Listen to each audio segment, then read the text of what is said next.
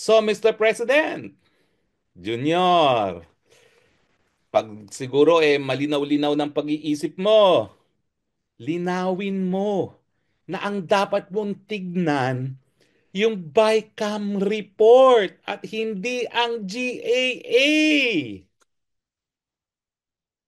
At sana, mag-ingat ka naman sa iyong pananalita.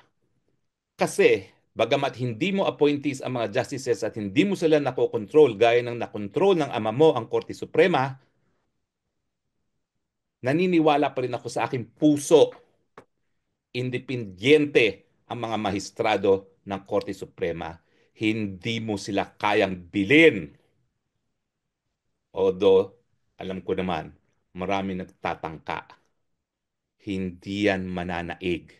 Dahil alam ng mga mahistrado na nung ang Korte Suprema ay naging rubber stamp lamang ng isang diktador, nawala ang tiwala ng taong bayan.